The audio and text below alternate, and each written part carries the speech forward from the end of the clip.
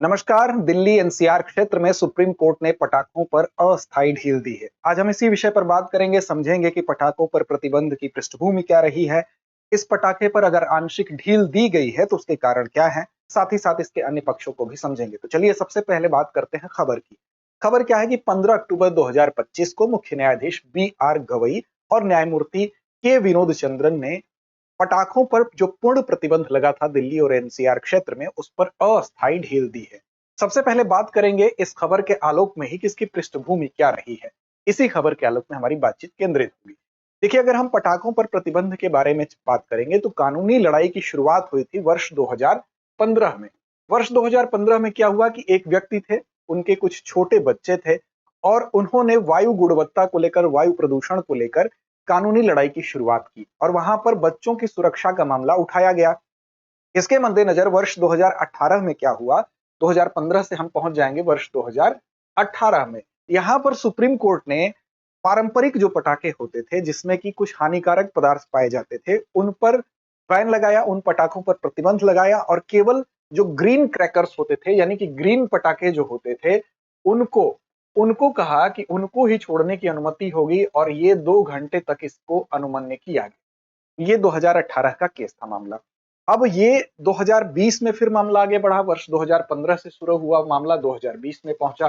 2020 में क्या हुआ, तो 2020 में जो एनजीटी है, यानी कि नेशनल ग्रीन ट्रिब्यूनल जो है, एनजीटी जो है, उसने क्या किया कि एनजीटी ने दिवाली के दौरान, क्योंकि दिवाली पर ढेर सारे पटाखे छोड़े जाते हैं, तो जो एनसीआर क्षेत्र है वहां पर दिवाली के दौरान पटाखों पर पूर्ण प्रतिबंध लगा दिया। अब इस चूंकि सर्दी का मौसम, सर्दी की शुरुआत भी यहीं से होती है और सर्दी में प्रदूषण के कारण हर साल इस प्रतिबंध को आगे कैरी ऑन किया गया, यानी जारी किया गया कि दिवाली पर जो ढेर सारे पटाखे छोड़ने की जो परंपरा है उसको रोका जाए, क्योंकि जो दिल्ली एनसीआर का क्षेत्र है वहां पर प्रदूषण का स्तर, खासतौर पर जो जाड़े का समय होता है वहां पर बढ़ जाता है। अब दिसंबर 2024 में क्या हुआ, वर्ष दिसंबर 2024 में अगर आप देखेंगे तो ये सफर और आगे बढ़ा और 2024 में ये जो प्रतिबंध था, सुप्रीम कोर्ट ने ये पूर्ण प्रतिबंध को, यानी कि जो केवल दिवाली था, अब उसको पूर्ण प्रतिबंध के तौर पर एनसीआर पूरे क्षेत्र में लागू कर दिया, यानी कि पटाखा ही बैन कर दिया गया। अब इसके बावजूद ये प्रतिबंध तो लगा दिया गया, लेकिन इसके बावजूद इस प्रतिबंध के अगर पालन की बात करेंगे तो वो ठीक से पालन नहीं होता है। और सीपीसीबी यानी कि केंद्रीय जो प्रदूषण नियंत्रण बोर्ड है, उसके आंकड़े को अगर आप देखेंगे तो 2016 से लेकर अब तक हर दिवाली पर जो वायु गुणवत्ता होती है वो बहुत खराब हो जाती है, गंभीर स्तर तक पहुंच जाती है, बहुत खराब से गंभीर स्तर तक पहुंच जाती है। अब ये इसका इतिहास रहा है अब तक का। अभी हालिया मामला अगर आप देखेंगे तो सुप्रीम कोर्ट ने मुख्य निर्देश, जो दिशा निर्देश दिए हैं, उसको भी देख लेते हैं कि इसमें आंशिक छूट दिए जाने के पीछे का कारण क्या है। जबकि वायु प्रदूषण एक गंभीर समस्या अभी भी दिल्ली और एनसीआर के क्षेत्र में है, लेकिन आखिर वो कौन सा कारण है कि सुप्रीम कोर्ट को उसमें आंशिक ढील देने की जरूरत पड़ी है, और इस छूट का क्या, ये छूट की प्रवृत्ति स्थायी है या इसको कुछ समय के लिए दिया गया है। तो देखिए, इस पे विषय पर बात करते हैं। देखिए, अगर दिशा निर्देश की बात की जाए तो जो नीरी है, नीरी यानी कि राष्ट्रीय पर्यावरण अभियांत्रिकी अनुसंधान संस्थान द्वारा है, जो उसने अनुमत किया था, वो कैसे पटाखों की अनुमति दी थी, वो दी थी ग्रीन पटाखों की।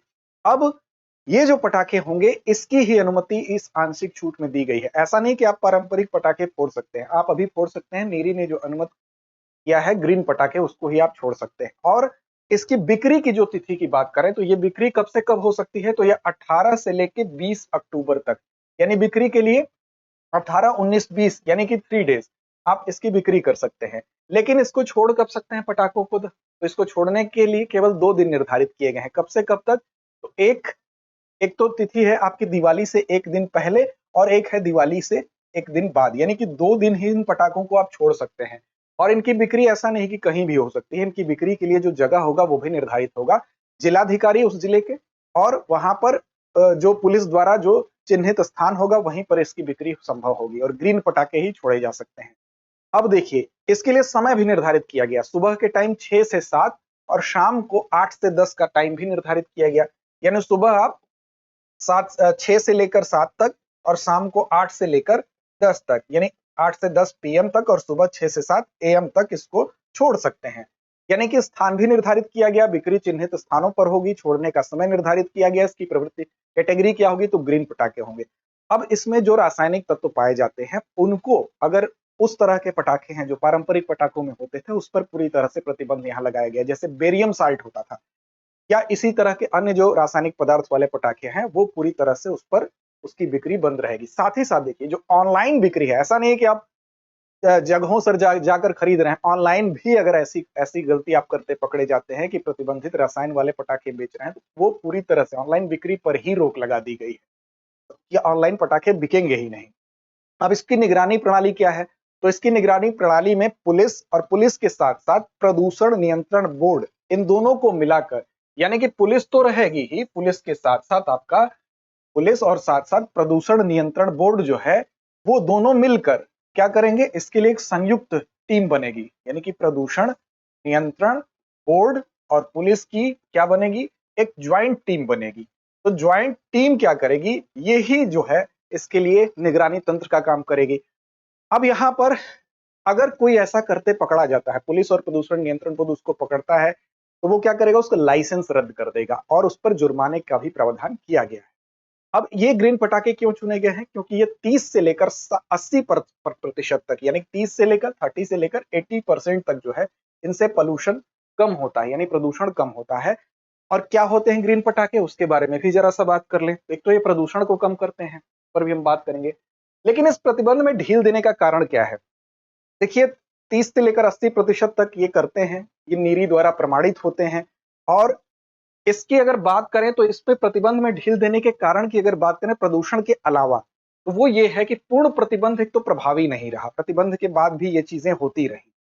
इसके अलावा कम प्रदूषण वाला विकल्प उपलब्ध है, यानी कि जो ग्रीन पटाखों का विकल्प उपलब्ध है, तो एक बार इसको भी आजमा के देखा जाए कि कितना असर पड़ता है।